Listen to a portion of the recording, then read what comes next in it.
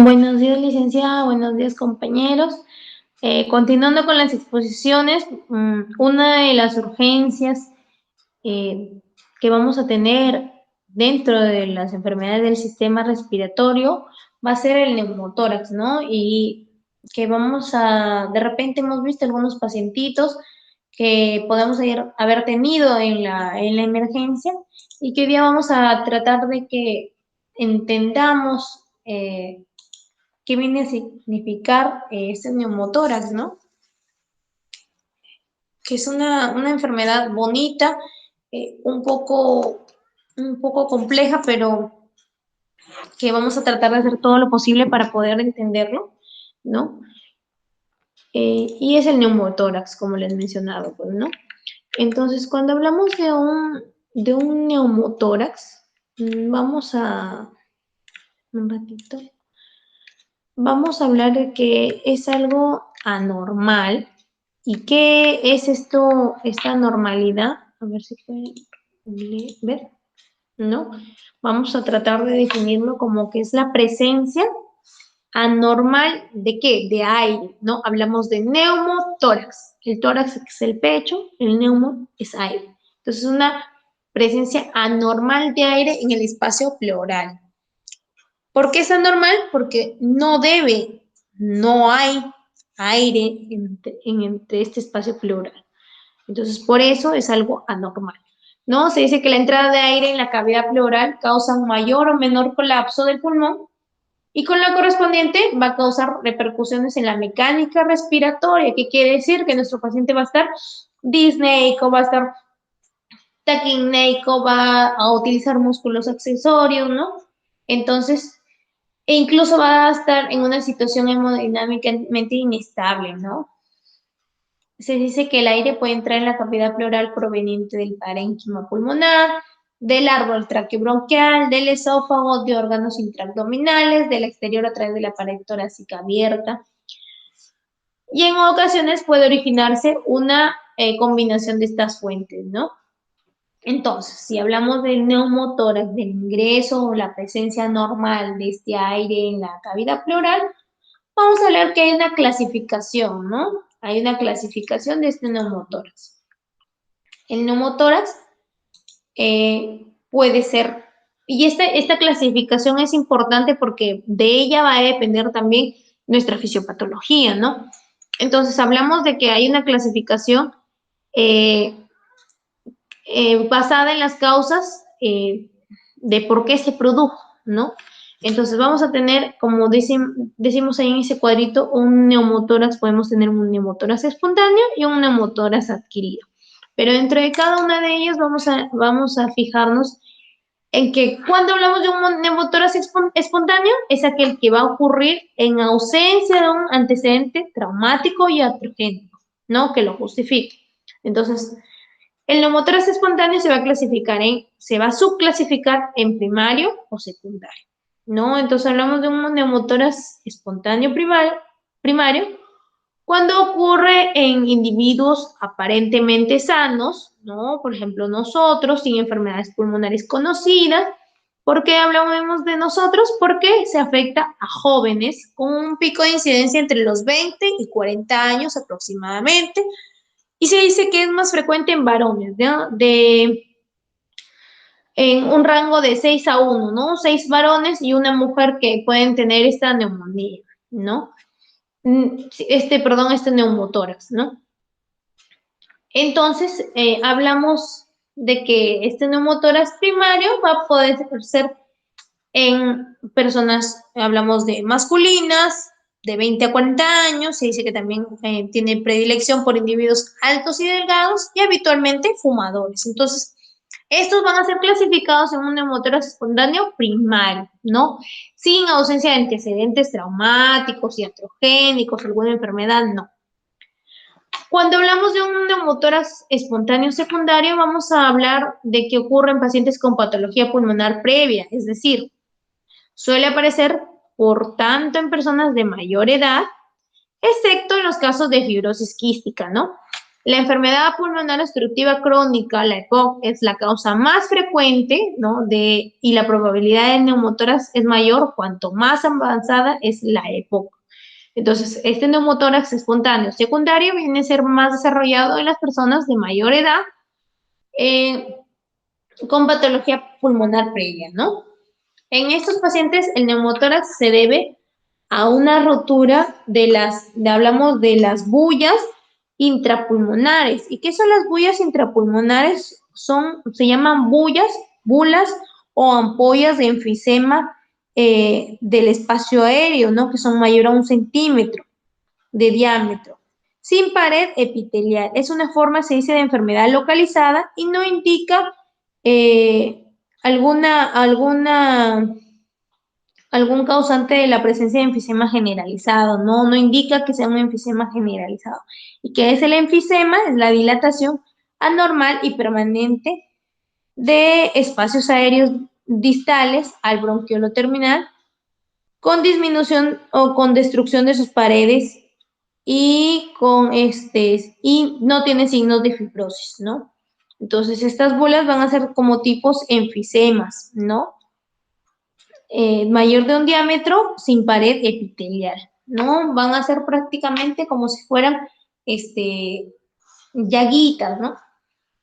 Entonces, en los pacientes, como les mencionaba, que tienen esta rotura de bulas, y dado que su reserva funcional es limitada, se dice que la repercusión clínica de estos pacientes que previamente han tenido estas bulas intrapulmonares puede ser muy grave, ¿no?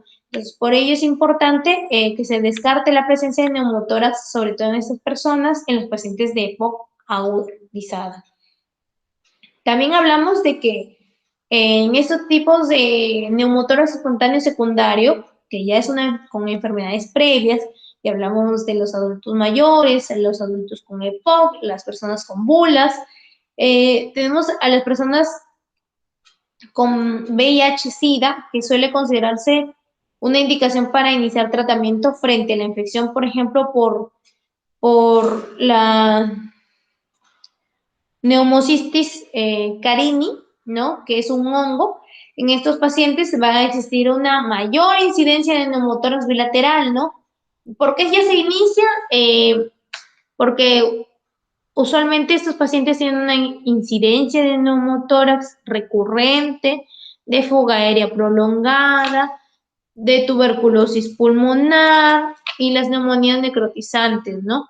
Entonces, fundamentalmente, las causas por estafilococcus también pueden ser causas de neumotórax. Entonces, en estos pacientes se debe tener mucho mayor prevención. Por eso es que usualmente ya se considera la indicación de iniciar tratamiento frente a la infección como les mencionaba, por Pneumocystis carini, ¿no?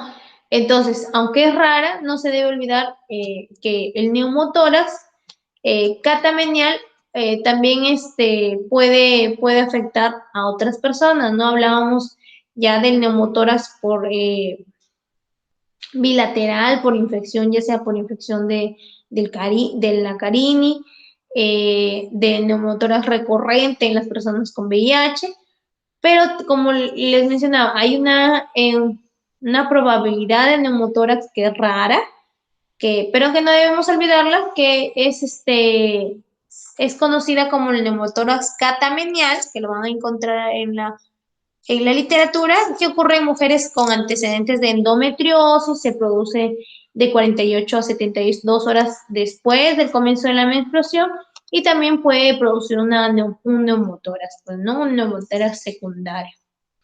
Cuando hablamos de un neumotórax adquirido, cuando es aquel que ocurre por un antecedente iatrogénico o traumático, ¿no? Y ese se va a subclasificar justamente en estos dos.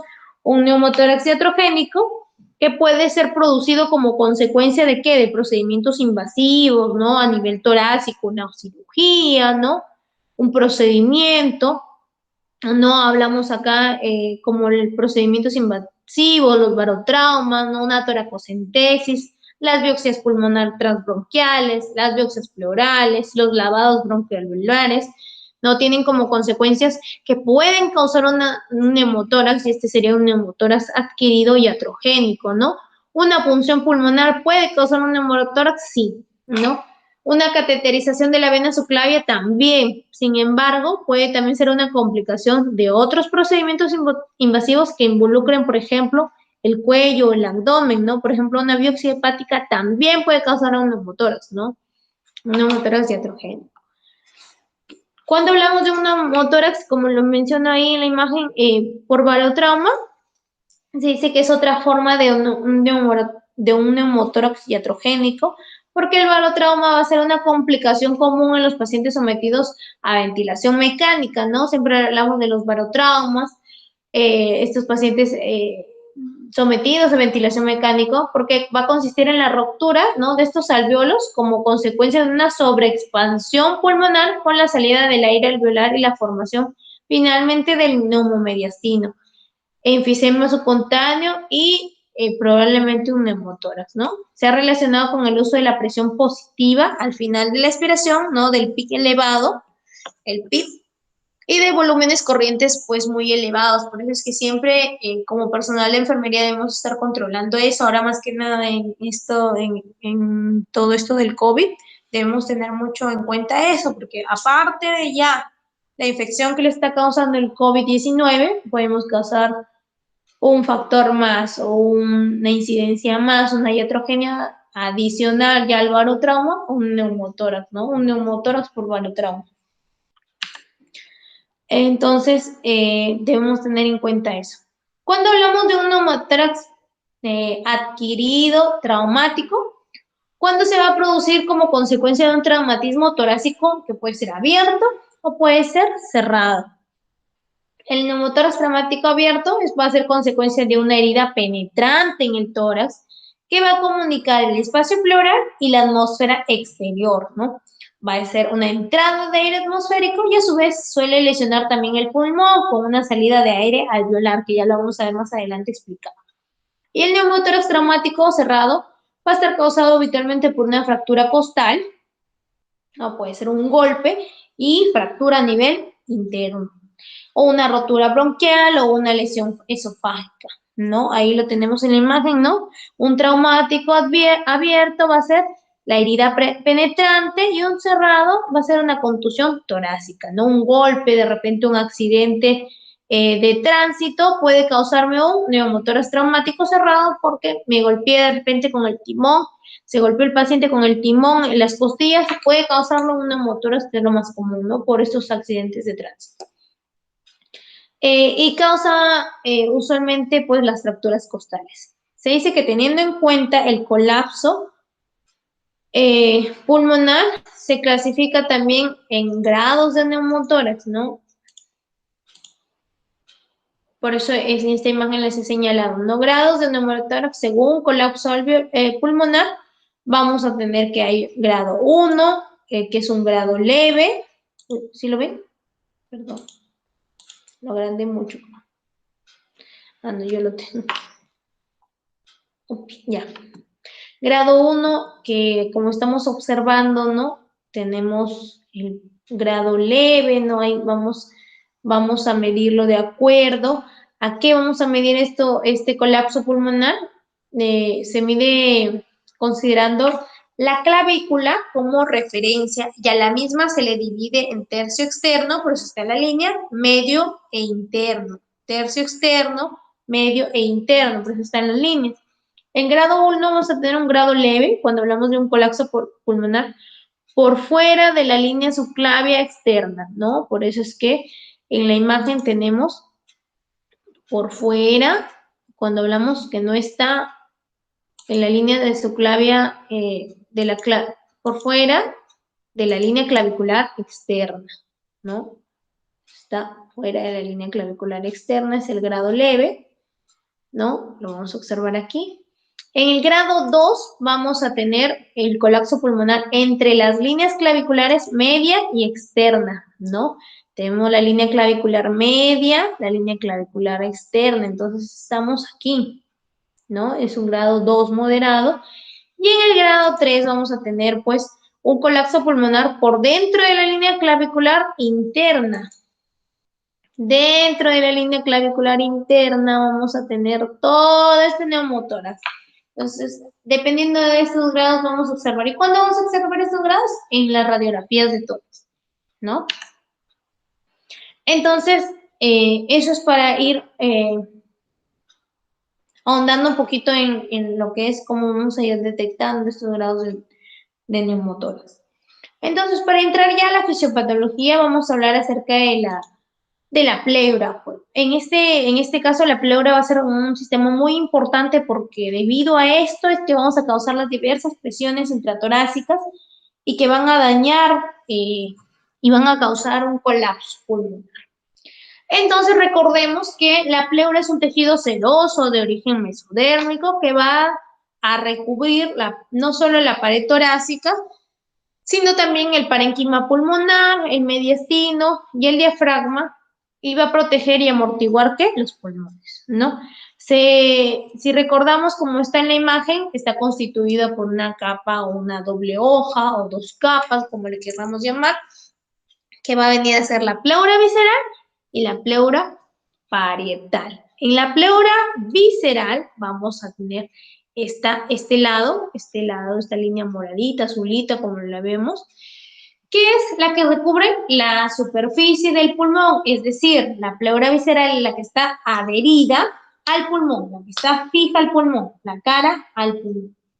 Mientras que la pleura parietal va a ser la que recubre la superficie interna de la pared torácica, o sea, la que mira al tórax, la que está pegada al tórax, la cara superior del diafragma y la cara lateral del mediastino. Entonces sería así, ¿no? Todo esto que va a recubrir la parte que va a chocar con el tórax, la parte del diafragma y la cara lateral del mediastino, ¿no?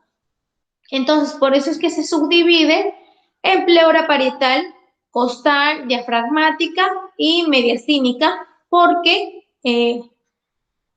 está colindando con estas partes, ¿no? Entonces tenemos la pleura visceral, que está recubriendo la superficie del pulmón, y la pleura parietal, que va a recubrir no solo la pared torácica, sino también el mediastino, el diafragma y la pleura costal por el esterno o las costillas.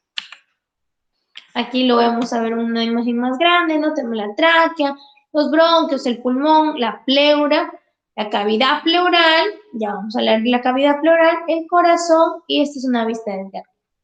No, entonces hablamos que entre la pleura parietal, la que está adherida aquí a las paredes torácicas, pues parietal, y la pleura visceral, que está cerca a una víscera que en ese caso va a ser los pulmones, va a existir un espacio virtual, este espacio se le conoce como un espacio virtual, que contiene un líquido pleural, porque este espacio no es grande, no es espacioso, no. Entonces contiene líquido pleural de 1 a 20 centímetros, y este líquido secretado por la pleura va a permitir que el movimiento suave de los pulmones dentro de la cavidad torácica, ¿durante qué? Durante la respiración. Por eso es que nuestra respiración no es dolorosa, gracias a este líquido pleural. Entonces, gracias a esto tenemos que existe este líquido pleural que va a permitir este movimiento.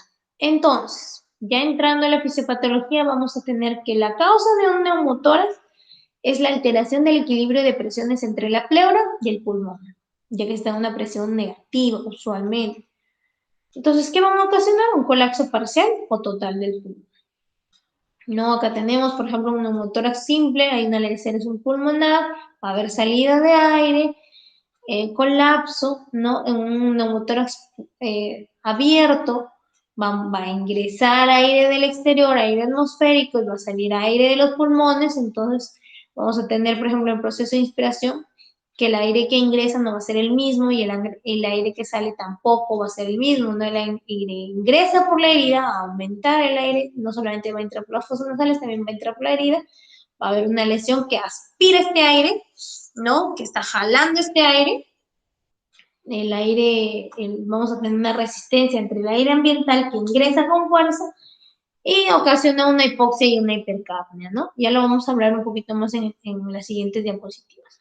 Y tenemos el neumotórax a tensión o llamado neumotórax hipertensivo, que va a ocasionar una válvula de unidireccional, va a causar un colapso pulmonar, un desvío, por eso hablamos de un neumotórax a tensión, va a causar un desvío del mediastino y la tráquea contralateral, ¿no? En la inspiración, por ejemplo, vamos a ver esto, ¿no? ¿No? Como que todo se va para un costado. Entonces, cuando hablamos de un neumotórax abierto y un neumotórax cerrado, va a haber diferentes presiones de aire, por eso es que lo he separado. Y por eso es que el neumotórax cambia.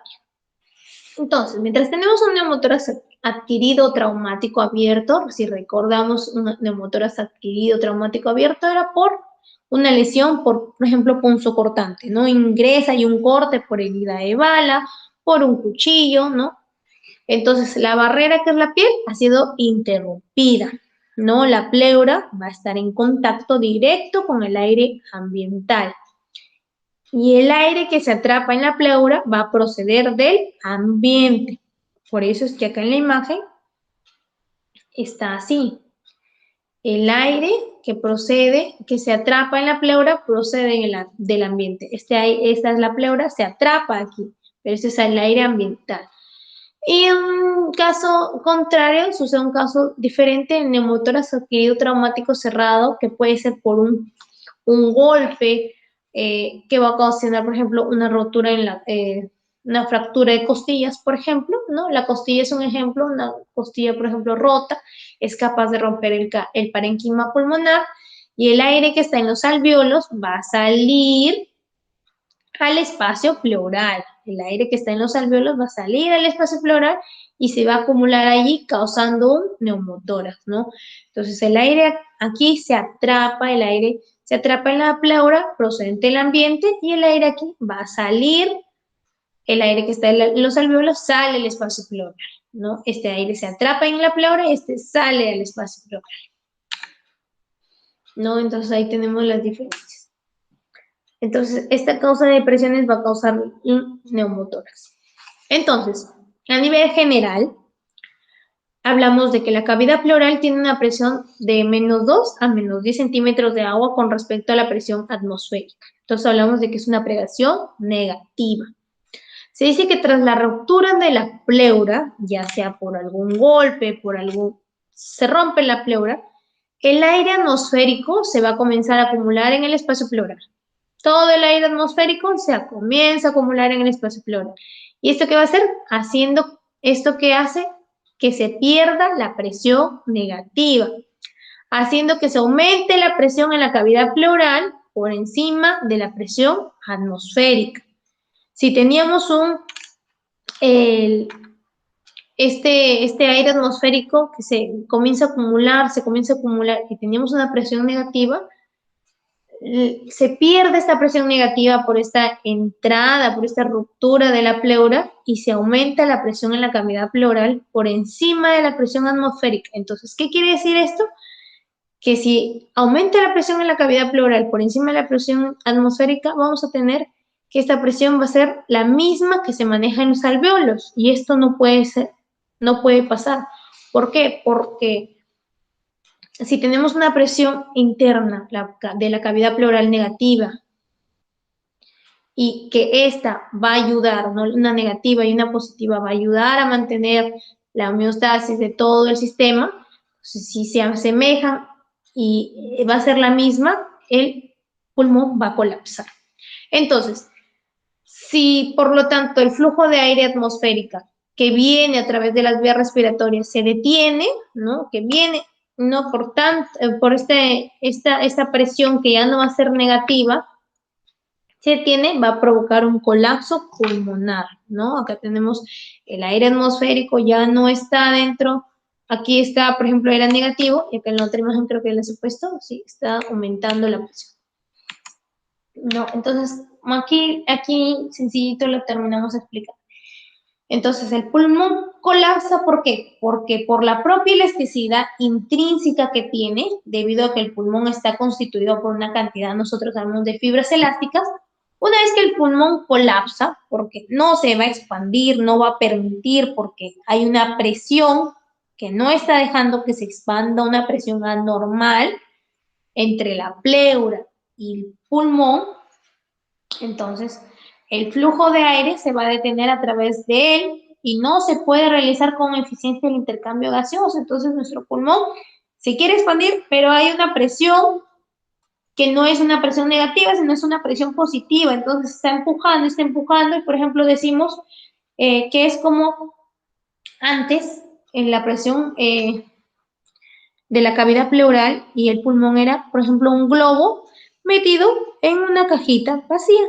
Ingresa, hay movimiento, pero ¿qué pasa si metemos este globo en una caja llena de arena y queremos que ingrese?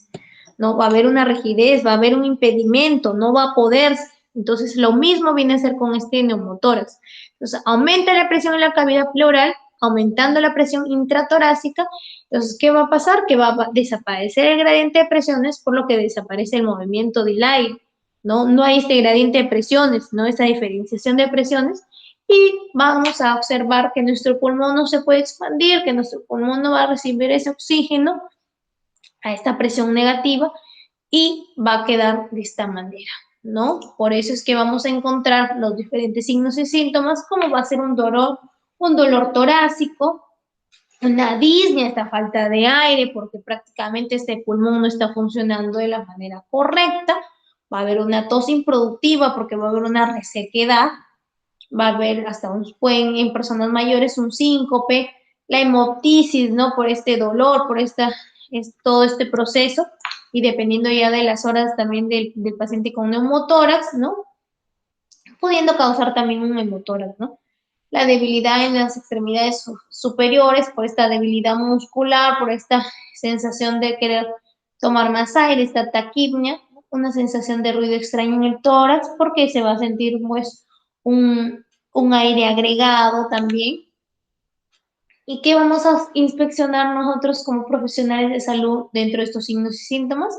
Que va a haber una hiperinsuflación, ¿no? Se va a sentir esta hiperinsuflación, pero vamos a escuchar que hay una disminución del movimiento del hemitórax afectado. Si mi neumotórax es derecho, justamente no va a haber un movimiento de este hemitórax. A la auscultación vamos a encontrar, ¿no? Va a haber una hiperinsuflación, ¿no? En el lado contrario, a eso se refiere, ¿no? Mientras que en este lado no se mueve, el otro costado prácticamente se está almacenando todo lo que nuestros dos pulmones deberían de realizar.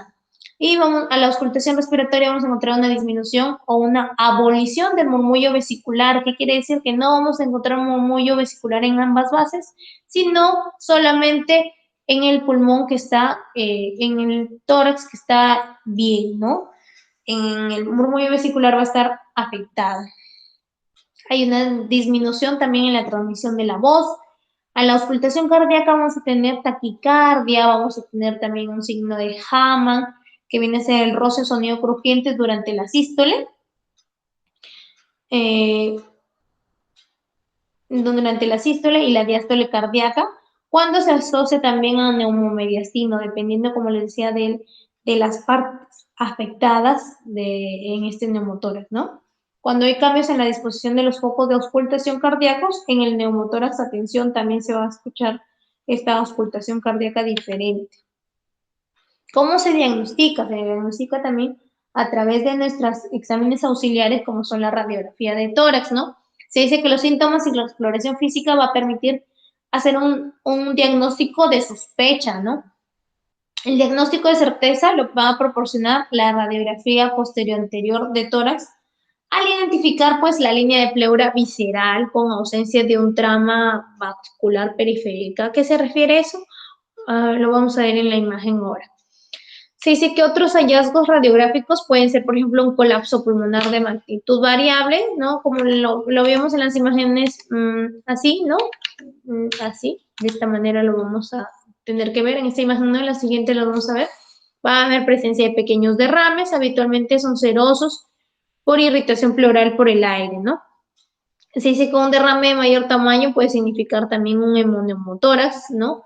En el contexto de un neumotórax traumático, ¿no? Puede ser abierto, puede ser cerrado, o secundario a la ruptura, por ejemplo, de adherencias, de bulas pleuropulmonares, o en el neumotórax espontáneo, ¿no?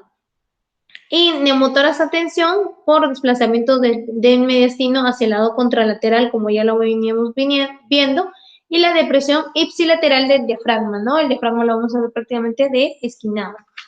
Enfisemas mediastínicos y subcutáneos y neumotórax parcial. En esta imagen, aquí lo vamos a ver mejor. En la siguiente, creo.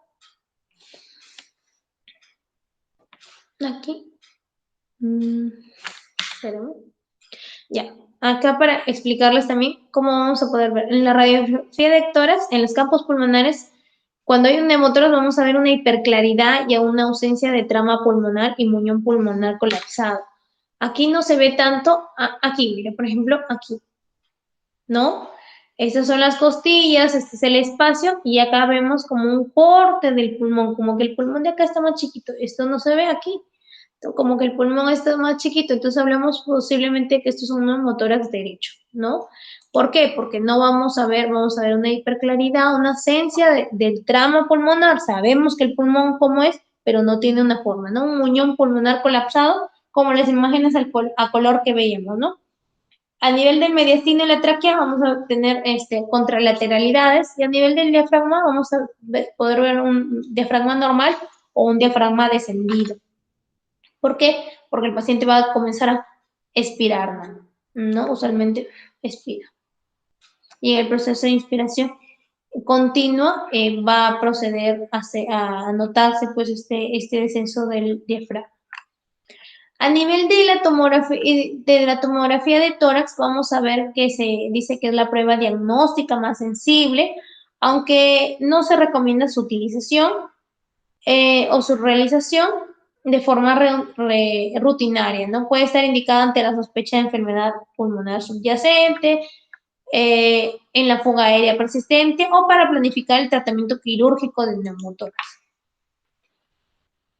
Cuando hablamos también acerca de cuantificar, ¿no? Porque si bien es cierto, nosotros no vemos eso.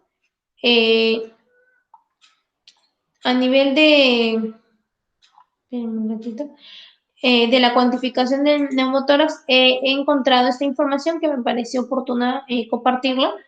Se dice que no existe un consenso universal en el método de cuantificar el tamaño del neumotórax, ¿no? El consenso de la American College of Chest Physicians, la ACCP, ¿no? El Colegio Americano, utiliza la denominación de neumotórax pequeño cuando la distancia es entre el ápex pulmonar y la cúpula torácica, ¿no? Entre el ápex pulmonar y la cúpula torácica. La cúpula, perdón, está por aquí.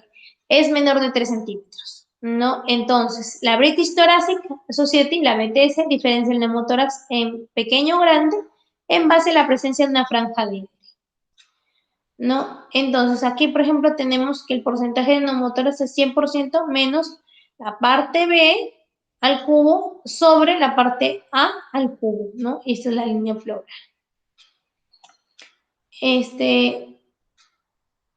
En la parte de acá, por ejemplo, tenemos cuánto es la distancia interpleural media.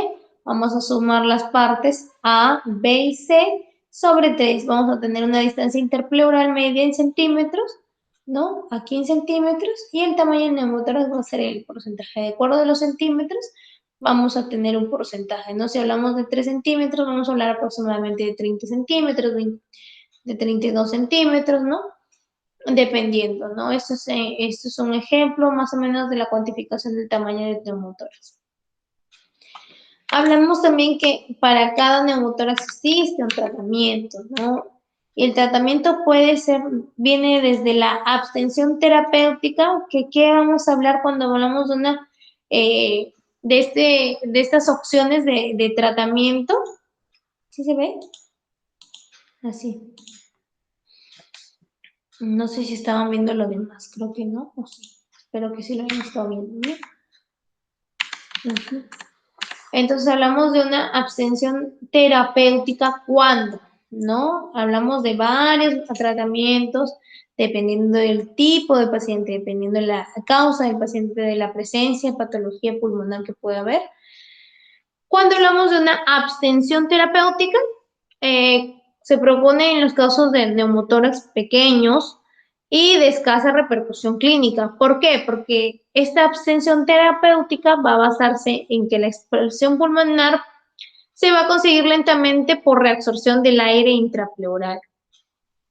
La filtración de aire puede acelerar con la administración de oxígeno, pero no hay evidencia que el reposo absoluto sea beneficioso. Entonces, esta abstención terapéutica vamos a hablar cuando hay neumotórax pequeños y se pueden reabsorber prácticamente el aire intrapleural.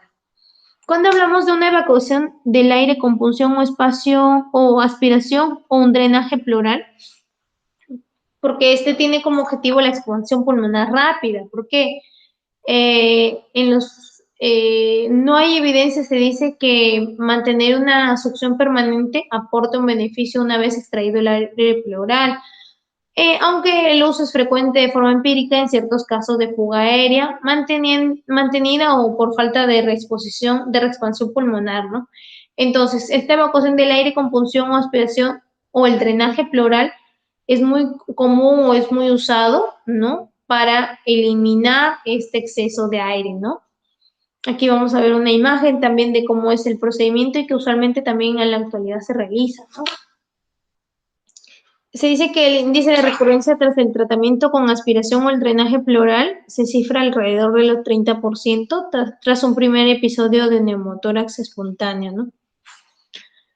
Cuando también hacemos una pleurodesis a través del drenaje torácico, se hace instalando alguna sustancia. Hablamos de una pleurodesis cuando se va a añadir alguna sustancia irritante, como por ejemplo la doxicilina, porque tiene un pH ácido, o el talco, por una irritación mecánica en la cavidad pleural. Entonces, ¿cuál es el objetivo de esto? Es provocar un proceso inflamatorio en ambas serosas pleurales para que se creen adherencias y que eviten recidivas, ¿no? Que eviten estas laceraciones.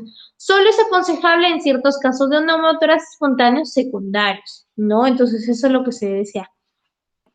Se puede hacer también después de una evacuación de aire, ¿no? O una evacuación drenaje pleural, se puede hacer una pleurodesis, ¿no?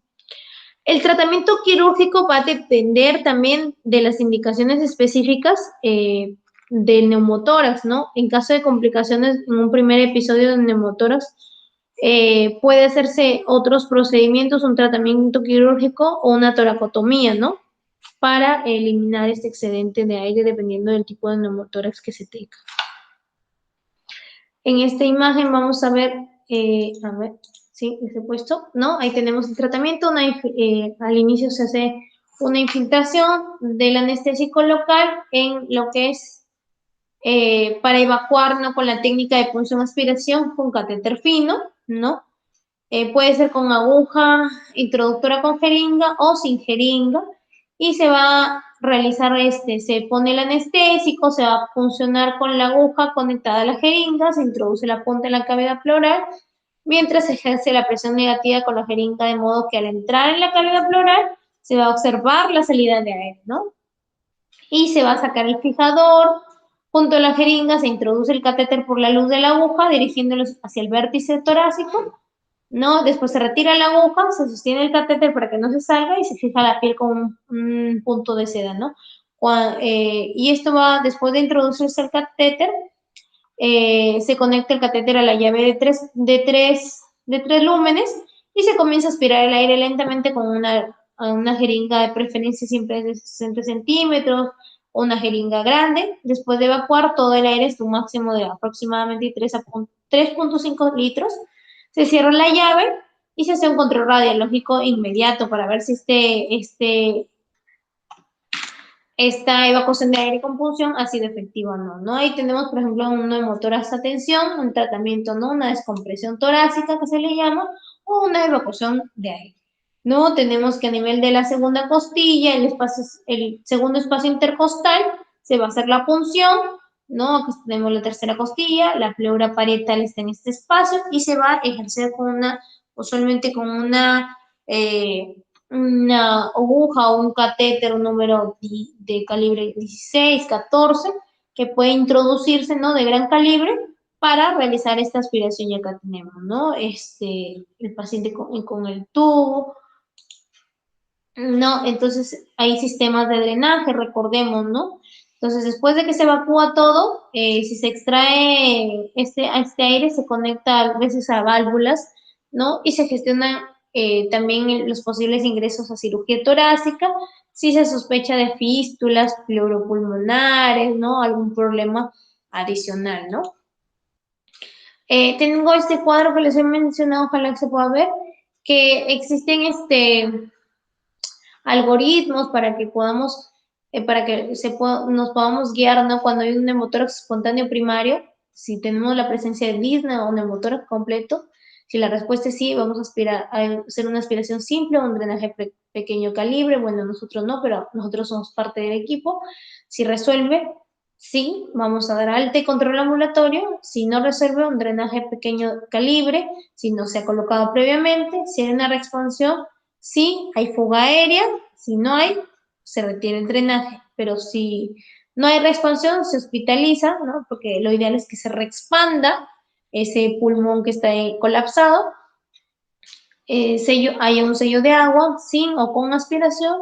Si se resuelve, se retira el drenaje. Si no se resuelve, se valora indicación quirúrgica, ¿no? A pesar de ya haber colocado nuestro drenaje torácico, ¿no? Si hay episodios o situaciones especiales, se valora la indicación quirúrgica, ¿no? Si no, se va de alta el paciente, porque la idea es retirar este excedente de aire. Cuando hay un neumotórax espontáneo secundario, vamos a tener que se hospitaliza, el paciente está inestable. Si sí está inestable, se coloca un drenaje torácico con sello de agua de con más o menos aspiración. El cuarto paso es si hay reexpansión completa. Si la respuesta es sí, hay fuga aérea. Si la respuesta es no, hay una aspiración pleural de 10 sobre 20 centímetros, 10 a 20 centímetros de agua, de menos 10 a 20 centímetros de agua.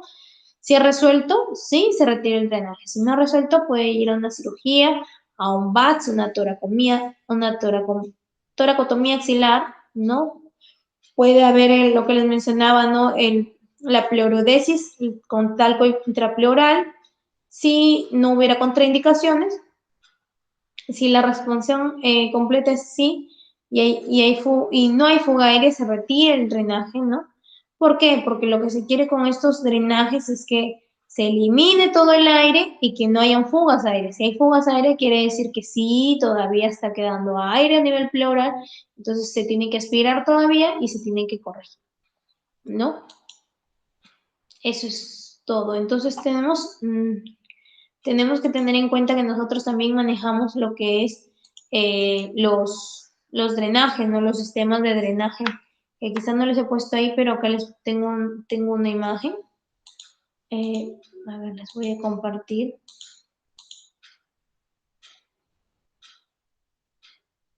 Les voy a tratar de compartir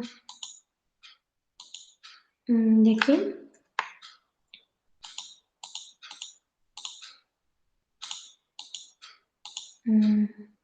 Aquí está.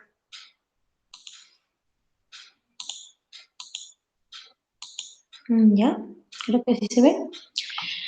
Entonces, por ejemplo, tenemos estos sistemas de drenaje, ¿no? Que a nivel hospitalario nosotros los utilizamos, ¿no? En esta va a ir el aire de la cavidad pleural, ¿no?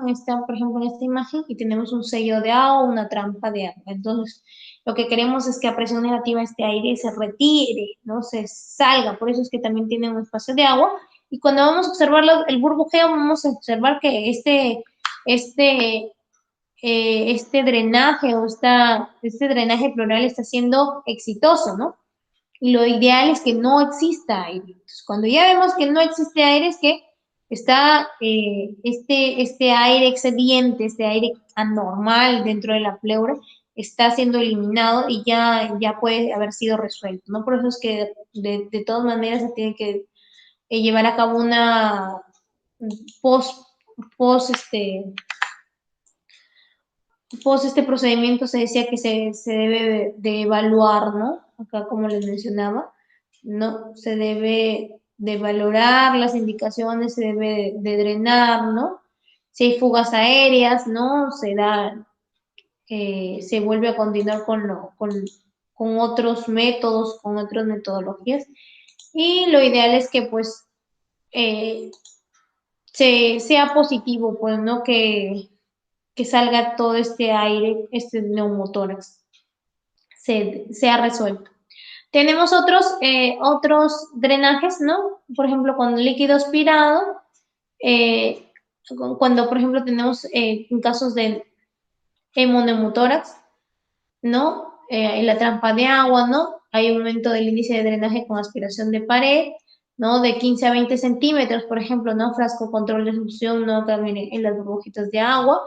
Cavidades pleurales, por ejemplo, aquí, ¿no? Con una punción, una descompresión del neumotórax por una válvula de Heinisch, que viene a ser esta, ¿no? No solamente con jeringa y con Avocat, ¿no? Sino también con una válvula de Heinisch, que es esta. Y también tenemos este equipo que usualmente lo he visto en INCOR lo he visto, ¿no? Por aquí entra lo que es la cavidad pleural, el sistema de aspiración, los líquidos aspirados, la trampa de agua que viene a un margen, por ejemplo, de 15 a 20 centímetros de agua, ¿no? Ya viene. Y el control de la presión de aspiración, ¿no? Cuánto está aspirando para que sea resuelto este proceso. Por eso es que lo ideal es siempre rotular, ¿no? ¿Con cuántos centímetros de agua nos está llegando? ¿Cuánto es qué es la trampa de agua para tener, ¿no? Por ejemplo, ya este es un neumotórax, vamos a observar no salida de aire, o sea, por ejemplo, por eso es el control de la presión de expiración, ¿no? Porque va a salir aire. Pero, por ejemplo, en un neumotórax o un drenaje pleural de líquido, ¿no? Vamos a tener que calcular también el líquido, ¿no? Por eso es ideal, y lo ideal es siempre tener en cuenta, valorar, ¿no? Estos líquidos que estamos drenando o en este caso de neumotórax, el aire eliminado, ¿no? Bueno, eso es con cuanto a lo que tengo que mencionar, alguna duda, alguna pregunta, de repente también eh, alguna experiencia que tengan de un paciente con neumotórax, un paciente de repente que en sus hospitales entró por una bala, por atentado con arma blanca y de repente posterior a eso hizo un neumotórax, ¿no? Como una complicación. Eso es todo, gracias.